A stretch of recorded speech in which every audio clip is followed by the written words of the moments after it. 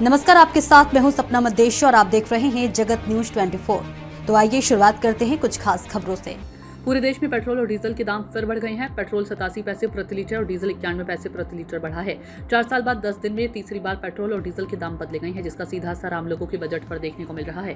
खासकर middle east में लंबे समय से चल रहे युद्ध और यूएस ईरान के बीच तनाव की वजह से हॉर्मुज स्ट्रेट के जरिए कच्चे तेल की सप्लाई पर असर पड़ा है, जिसकी वजह से इंटरनेशनल मार्केट में कच्चे तेल के दाम लगातार बढ़ रहे हैं। तेल कंपनी ने बढ़ी हुई लागत को ध्यान में रखते हुए देश में पेट्रोल और डीजल के नए दाम लागू किए।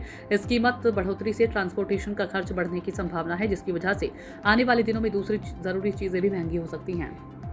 गुजरात भरूच अंकलेश्वर से गोविंद भाई परमार की रिपोर्ट। છેલ્લા 10 દિવસમાં પેટ્રોલનો વારંવાર ભાવ વધવો એ રોજિંદા જીવન પર આડઅસર થઈ રહી છે। પબ્લિકોને હરેક વસ્તુનો મોંઘવારીનો સામનો કરવો પડી રહ્યો છે।